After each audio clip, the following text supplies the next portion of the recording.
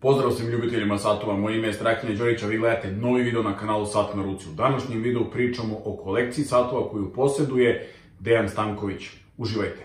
Nakon više zahteva odlučio sam da na početku svakog novog videa pokažem i predstavim sat koji nosim. Danas je to Submariner Kermit.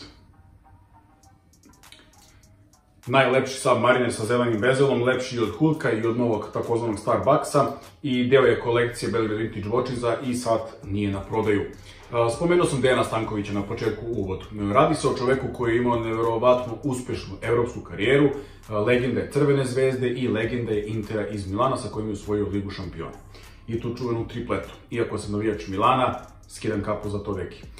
Što se satova tiče, od kako je Dejan Stanković došao na klupu Crvene zvezde, počeo je da se pojavljuje mnogo češće u domaćim medijima i samim tim je počeo mnogo češće da mi izlazi. Primetio sam da čovek zaista voli satove i posjeduje razne modele, a okidač da uradim video jeste model koji sam objavio nedavno, a to je A. Lange&Söhne. No da počnemo iz početka. Pošto mnogo gledam sportske kanale, pratim utakmice i dešavanja u fudbalu i kod nas i u Evropi i u svetu, primetio sam da deki ima različite modele, a počet ćemo od Rolexa. Ima dva različite modela brenda Rolex. Prvi je Submariner Hulk, znači model koji je nasledio ovaj koji ja nosim na zlobu ruke, referentna oznaka 116610LN, model koji LV, model koji ima zeleni keramički bezel i zeleni cifer, jedan od možda najpopularnijih Submarinera u poslednjih par godina, ne proizvodi se više, njega je nasledio Starbucks, takozvani u 41 mm i cena Hulka danas je između 25 i 30 hiljada evra na tržištu.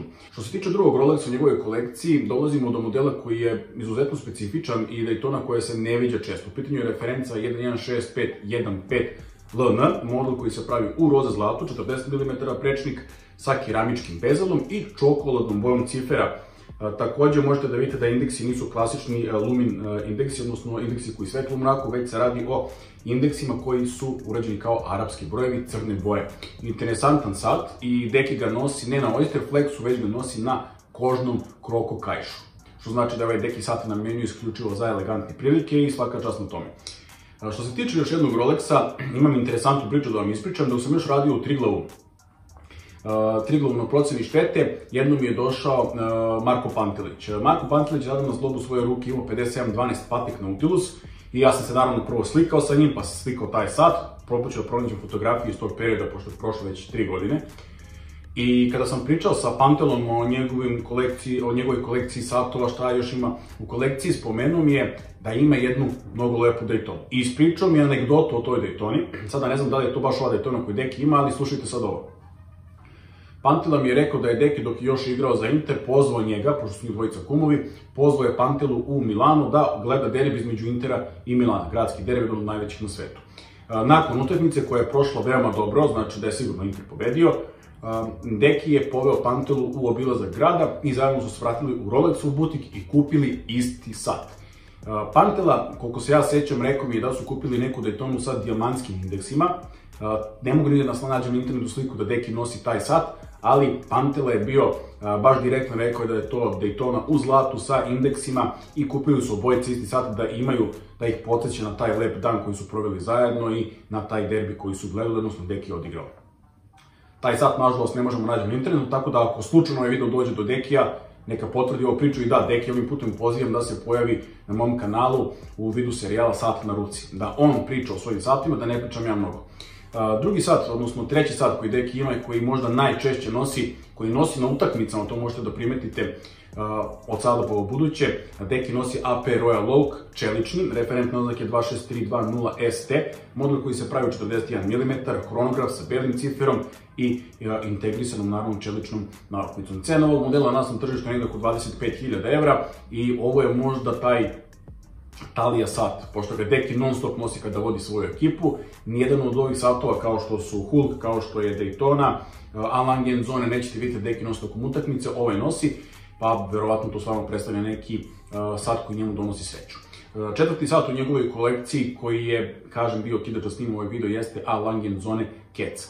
Ovaj sat dolazi iz 2016. godine, znači nemačka firma Lange & Söhne napravila je ovaj sat 2016. godine, napravljen od belog zlata sa ciferom od srebra i indeksima od belog zlata. Veoma specifičan layout, prečnik od 39 mm, cena oko 40.000 evra, odnosno salonska cena je 36.300 evra, to piše na sajtu Lange & Söhne.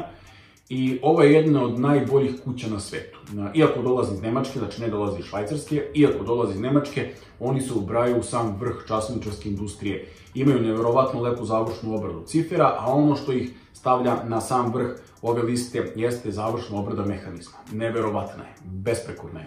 I ovaj izbor me oduševio, znači kada sam vidio da Deki nosi Lange & Söhne, mislim da ima još jednu kolekciju, ali slika je toliko mutna da ne mogu da utvrdim, ali ovaj model u belom zlatu me je zaista iznenadio i svaka čast Deki, skidam kapu. Još jedan interesantan sat u Dekijevoj kolekciji gde sam video sliku, ali sam zaboravio, odnosno ne mogu nigde da je pronađem na internetu, u pitanju je Frank Miller Conquistador. Deki se pojavio jednom kada je gledao neku utakmicu na tribinama sa Zvezdanom Terzićem, na zglobu ruke je imao kockasti Frank Miller Conquistador, ali ne mogu, kao što kažem, da pronađem tu sliku na internetu, pa ajde da računamo, Deki ima taj sat ili ga možda nekom poklonio, cena tog sata je negdje oko 15-20 hiljada evra. To nas dovodi do neke ukupne cifre oko 150 hiljada evra, što je za sportistu njegovog kalibra, njegove karijere, ok cifra, ali kada pogledamo modele koje Deki kupuje i koje je kupovao, skidam kapu. Tačno se vidi da Deki selektuje satove na osnovu kategorija, sportski, sportsko-elegantni, elegantni, sad za svaku priliku, sad za trening i tako dalje. I to možemo da primetimo kod još mnogo naših sportista, što naših iz Srbije, što iz regiona, koji su igrali fudbal, odnosno bilo koji drugi sport, ne samo fudbal, u inostranstvu, naročito u Italiji. Kogod je igrao, uzmite za primjer Mirka Vučinića, Edina Džeka, svi oni koji imaju internacionalno iskustvo, imaju taj šmekerski stil, imaju taj šlif kada su u pitanju dobri satovi i to ne možemo da vidimo, na primjer, kod sportista koji nisu izašli iz Srbije, koji imaju taj uski pogled na svet satova gde je samo Rolex dostupan. Ne, kada vidimo ovakvog šmekera koji dolazi iz neke ozbiljne zemlje kao što je Italija, koji je proveo mnogo dugo godina radeći i igrajući, možemo da vidimo da se i njegov ukus za satove razvio, ne samo on kao sportista, već i njegov ukus za satove. I to možemo da vidimo takođe i kod Željka Obradovića, da ne nabrajam mali milion naših primjera. Ono što zaista želim da postignem ovim klipom jeste da on dođe do Dekija Stankovića, da se Deki odazove na moj poziv, da gostuje u emisiji Sat na ruci, gde ćemo pričati o horološkoj vrednosti njegovih satova i o njegovoj pasiji prema satovima. Ako je verovati pamtili na osnovu onoga što mi je rekao pre 3 godine, Deki ima veoma interesantne priče da mi ispriča koje stoji za kupovinu ovih satova. Tako da, pomozite mi tako što ćete šerovati ovaj video, tako što ćete ga lajkovati, podeliti, subscribeujte se na kanal i pošaljite ga Dekiju ako na kraju krajeva znate Dekija. Veoma bih volao da ugostim tog gospodina na mom kanalu. Hvala vam na gledanju, nadam se da vam se dopao video, Partizanovi i Zvezdi želim uspeh u Evropi, iako izbacujem video u trenutku kada oni igraju ili su već igrali svoje utakmice, želim puno uspeha jednom i drugom klubu, pa da do godine imamo direktnog učesnika u Ligi šampiona. Hvala vam što na gledanju i vidimo se u nekom narodnom videu, odnosno već za vikend. Ćao!